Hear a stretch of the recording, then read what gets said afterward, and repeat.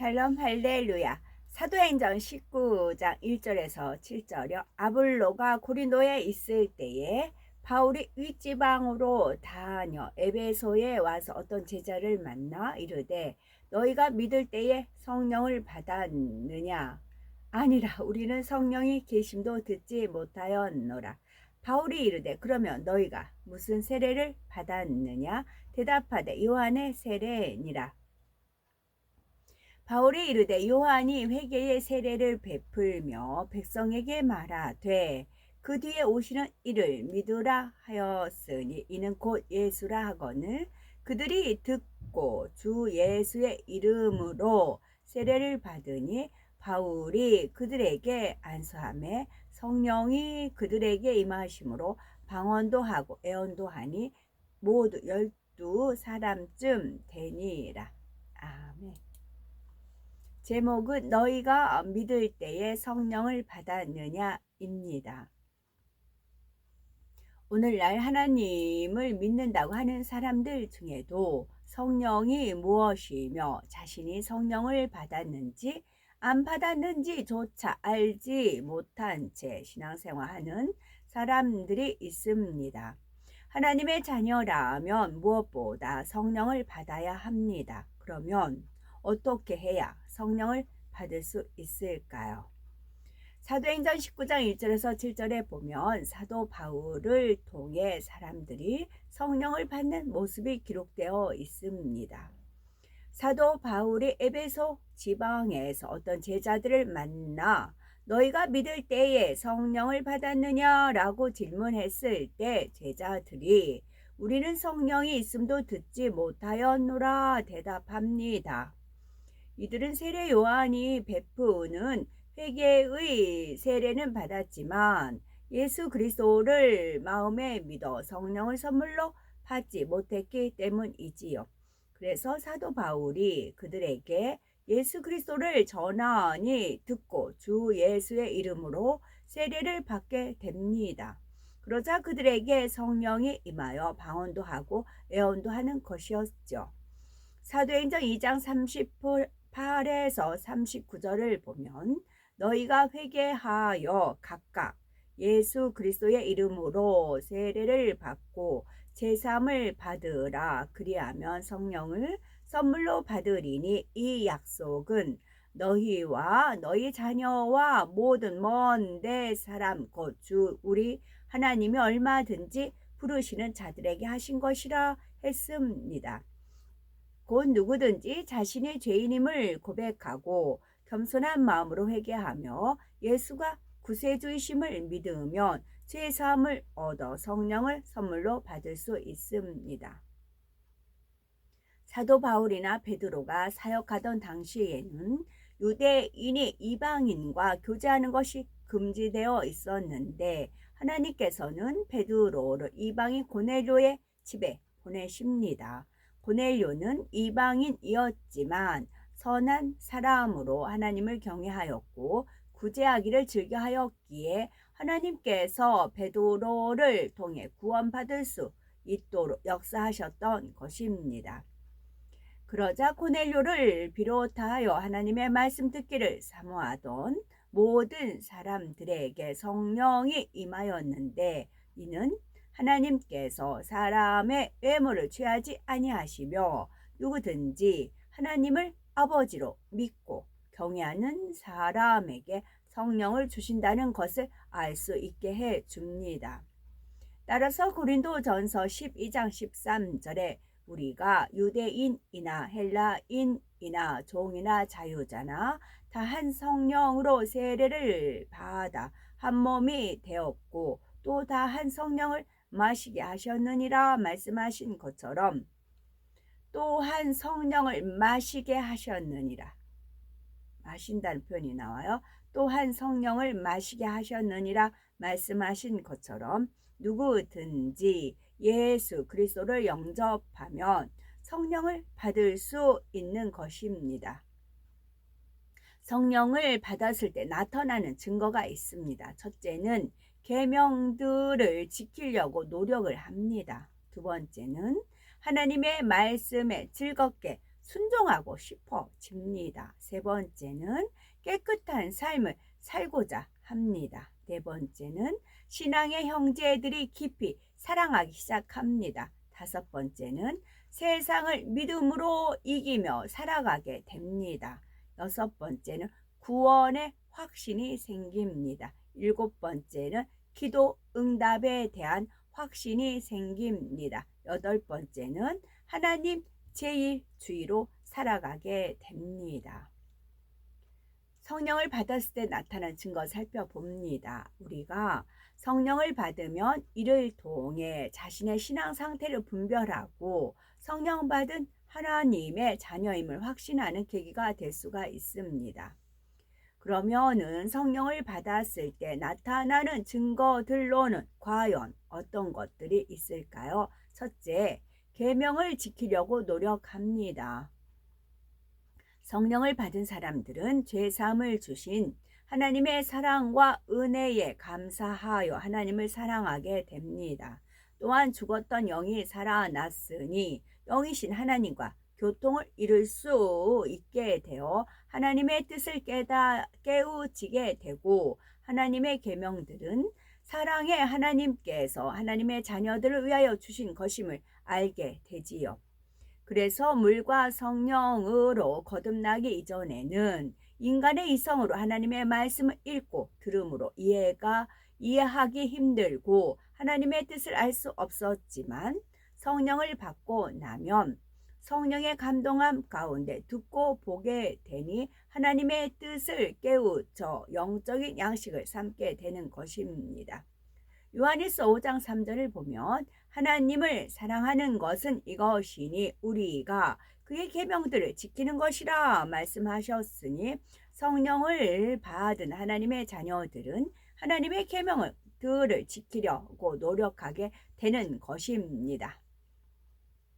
두 번째, 하나님 말씀에 즐겁게 순종하고 싶어집니다. 성령을 받아 하나님의 자녀가 된 사람들은 모든 죄를 대속해 주신 그 크신 사랑에 감사하여 하나님의 말씀에 순종하고자 하는 마음이 생깁니다.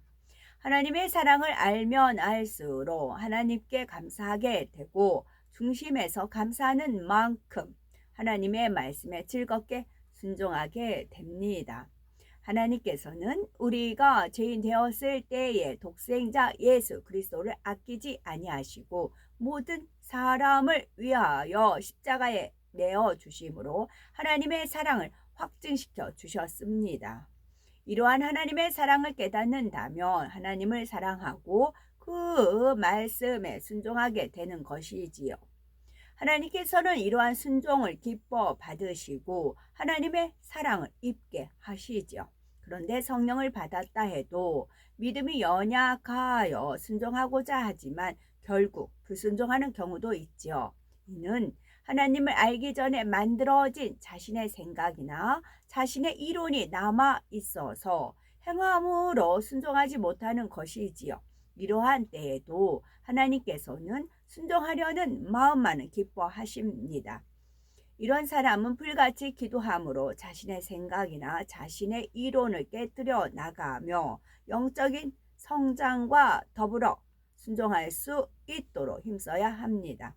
세 번째는 깨끗한 삶을 살고자 합니다. 성령을 받아 거듭난 사람은 성령이 마음 안에 거하심으로 죄를 싫어하고 악을 미워하며 선 가운데 빛 가운데 거하려고 노력하게 되지요.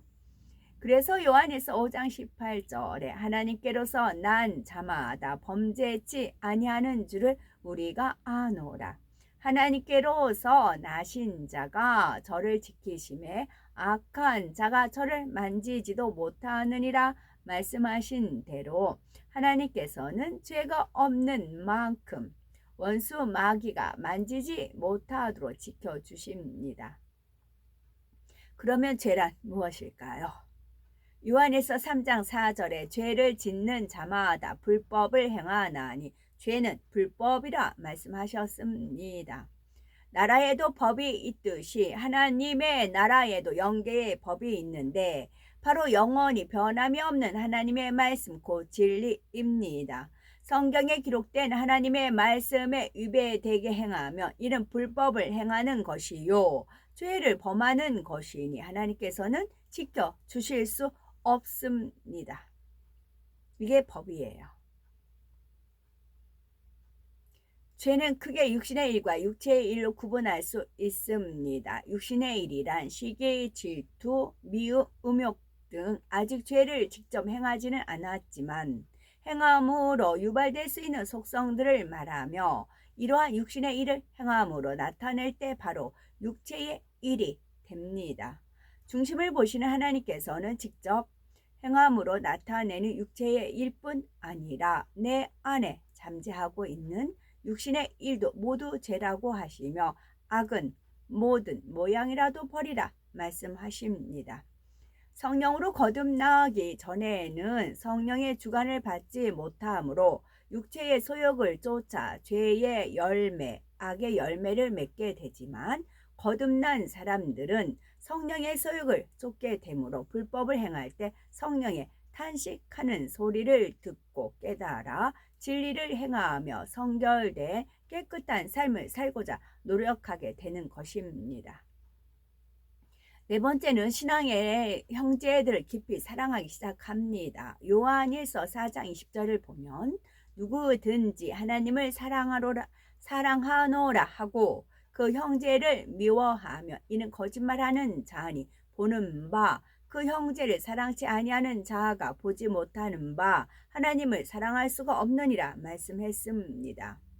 성령으로 거듭난 사람은 하나님께로서 난 사람들이 한 형제임을 알아 서로 사랑하게 됩니다.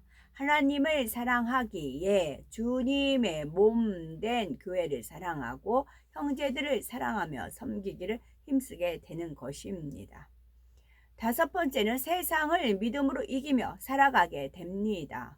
우리가 성령을 받으면 하나님의 자녀된 권세를 얻고 날마다 성령으로 영을 나가게 됩니다. 그럴 때 영적인 믿음을 소유하게 되고 성령의 도우심 가운데 천국을 소망하며 죄와 불법, 불의를 낳게 만드는 세상과 짝하지 않고 하나님의 뜻을 쫓아 살아가게 되지요. 요한일서 5장 4절을 보면 대저 하나님께로서 난 자마다 세상을 이기느니라. 세상을 이김은 이것이니 우리의 믿음이니라 했습니다. 진리로 세상을 이기신 예수 그리스도를 믿는 믿음으로 세상을 이기며 살아가게 되지요. 바로 이것이 성령 받은 증거가 되는 겁니다. 여섯 번째는 구원의 확신이 생깁니다. 신앙생활을 아무리 오랫동안 했다고 해도 성령을 받지 않은 사람은 구원의 확신이 없지만 초신자라 해도 성령을 받으면 구원의 확신이 생깁니다. 하나님의 말씀을 지켜 행하게 되니 믿음과 천국에 대한 소망과 확신을 갖게 되며 주님이 함께 하시는 증거들이 나타남을 보고 구원의 확신이 갖게 되지요. 예수 그리스도께서 하나님의 아들이심이 믿어지고 성령 받은 증거가 따르는 것입니다. 예수 그리스도께서 하나님의 아들이심을 믿으니 성령 받은 증거가 따르는 것입니다. 일곱 번째는 기도 응답에 대한 확신이 생깁니다. 요한일서 5장 15절을 보면 우리가 무엇이든지 구하는 바를 들으시는 줄을 안즉 우리가 그에게 구한 그것을 얻은 줄을 또한 아느니라 말씀하셨는데 성령을 받아 하나님의 자녀가 되면 하나님이 내 아버지가 되심을 알기 때문에 자녀로서 당연히 아버지께 구하게 되고 응답해 주실 것을 믿게 됩니다. 형제를 사랑하고 계명을 지키며 구원의 확신 속에 하나님의 기뻐하시는 뜻대로 구하기만 하면 언제든지 필요에 따라 넘치도록 응답해 주심을 아는 것은 성령이 깨닫게 해주시기 때문입니다. 여덟 번째, 하나님 제일주의로 살아가게 됩니다. 우리를 위하여 독생자를 주시기까지 사랑해 주신 하나님의 뜻을 깨닫게 되면 그때로부터는 하나님의 뜻을 쫓아 하나님 제일주의로 살아가게 됩니다. 거짓말하던 사람이 거짓말하지 않는 사람으로, 사랑하지 못했던 사람이 사랑하는 사람으로, 화평치 못했던 사람이 화평한 사람으로 어두움에서 빛 가운데로 나오며 하나님이 기뻐하시는 진리의 도를 쫓아 하나님이 원하시는 삶으로 변화하게 되니 이것이 성령 받은 증거가 되는 것입니다. 하나님께서는 우리 예수 그리스도를 영접하면 하나님의 자녀된 권세를 주십니다. 그 보증으로 마음에 성령을 주시고 성령의 소욕을 쫓아 행함으로 구원의 확신 속에 천국을 소망하며 하나님의 뜻대로 살아가도록 인도하시지요. 따라서 성령 받은 하나님의 자녀로서 첫째로 하나님을 사랑하고 둘째로 이웃을 사랑하는 복된 우리가 되어야 되겠지요. 정리합니다. 성령을 받았을 때 나타나는 증거. 첫째, 계명들을 지키려고 노력합니다. 둘째, 하나님의 말씀에 즐겁게 순종하고 싶어집니다. 셋째, 깨끗한 삶을 살고자 합니다. 넷째, 신앙의 형제들을 깊이 사랑하기 시작합니다. 다섯째, 세상을 믿음으로 이기며 살아가게 됩니다. 여섯째, 구원의 확신이 생깁니다. 일곱째, 기도 응답에 대한 확신이 생깁니다. 여덟째, 하나님 제일주의로 살아가게 됩니다. 아멘.